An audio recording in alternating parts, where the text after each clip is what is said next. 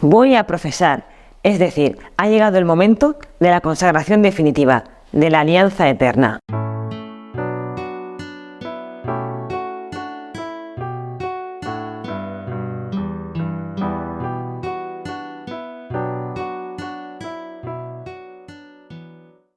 Y siguiendo el rito, el esquema de la profesión, el folleto de la celebración, os voy a explicar un poquito en qué consiste esto. Fundamentalmente la profesión es el culmen de un camino que ha durado casi 9 años de preparación en el noviciado. El momento de profesar es en el cual doy yo mi sí al Señor para siempre, entregándome y consagrándome definitivamente a Dios y a la Iglesia en esta vocación específica a la que el Señor me llamó en su día y a la que me sigue llamando todos los días, por supuesto.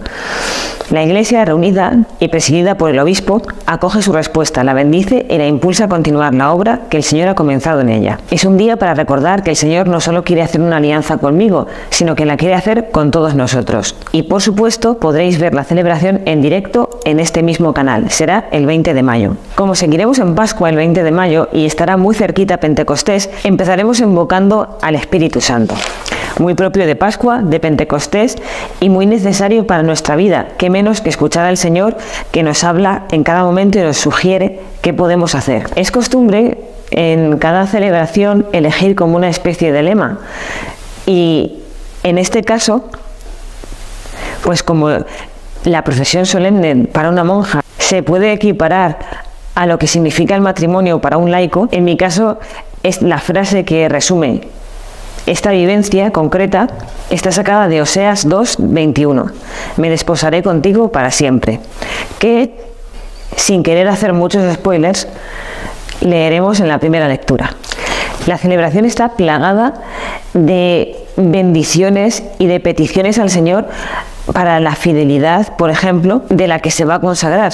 Y así lo podemos ver en el Aleluya, que dice: sé fiel hasta la muerte, dice el Señor, y te daré la corona de la vida. Después del Evangelio y la homilía, tiene lugar la llamada de la candidata y su respuesta, que dice: quiero ser solamente tuya, oh Cristo esposo, a ti vengo con mi lámpara encendida. La lámpara, un signo que se puede ver, por ejemplo, en el Evangelio, en aquel Evangelio de las vírgenes prudentes y de las vírgenes necias, y lámpara que estará presente en ese momento de la celebración. Cuando se alude aquí a la lámpara no es por aludir a un símbolo que te tienes que imaginar, sino que la encenderé.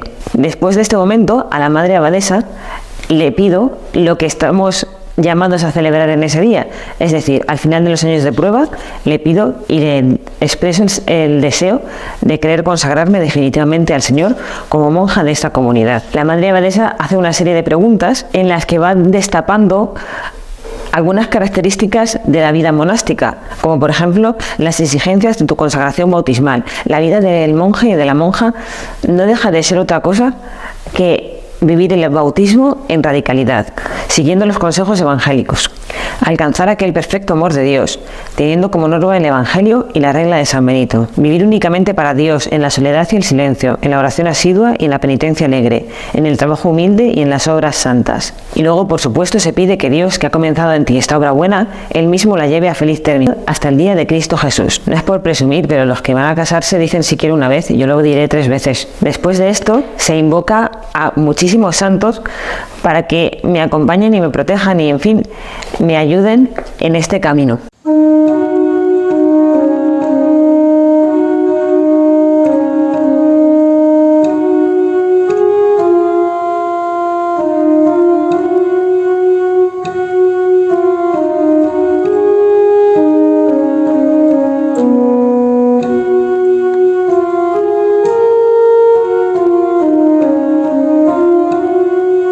Justo antes de profesar, se pide para la que va a profesar el fuego del Espíritu Santo, para que la purifique y la inflame de caridad.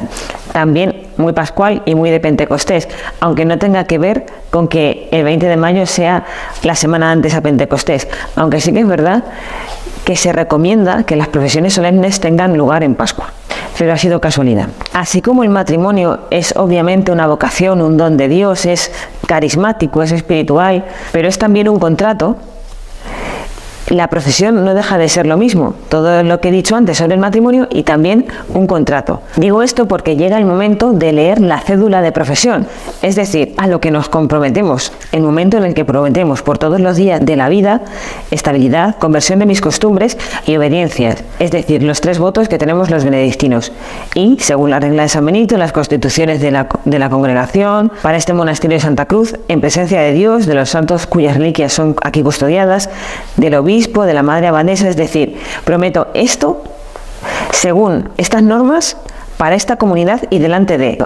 Y se firma ahí mismo, encima del altar y en mitad de la celebración. El voto de obediencia, empiezo por este, aunque se diga el último, porque es el que es más fácil de entender. O sea, todo el mundo sabe lo que es la obediencia. En este caso, se obedece principalmente a la madre abadesa y a las hermanas. El de conversión de mis costumbres viene a ser al de conformarte como una monja, es decir, tener la misma forma que una monja. Irte moldeando para encajar en la vocación en la que Dios te ha puesto. En este voto de conversión de costumbres prácticamente entra todo. Por eso no hacemos voto expreso de pobreza o de castidad, porque está aquí metido. El voto de estabilidad significa que en el monasterio en el que entramos nos quedamos siempre. Hay algunas excepciones en las que otras monjas se van a ayudar a otros monasterios y finalmente se quedan allí, pero generalmente ese es el significado. Y luego no tiene solamente un significado físico, sino que también tiene un significado mental, es decir, en el de estar donde estás, en el estar centrado en el sitio donde tienes que vivir, porque claro, puedes estar físicamente y tener la cabeza en otro sitio. Después de firmar la cédula de profesión, tiene el canto del súcipe, que generalmente se canta en latín, y que viene a decir: recíbeme, Señor, según tu promesa y viviré, no defraudes mi esperanza, al que luego se añade un gloria al Padre.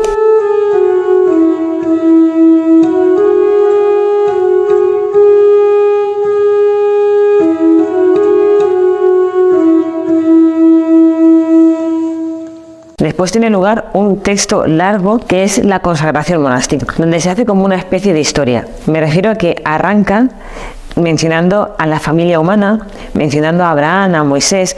Es como una especie de recordar todas las personas que se han querido consagrar al Señor y todas aquellas personas con las que el Señor ha hecho alianza. Y no solo menciona a hombres, sino que menciona a santas mujeres insignes en piedad y fortaleza, declaradas por la justicia y la fe, de entre las que menciona a la Virgen María.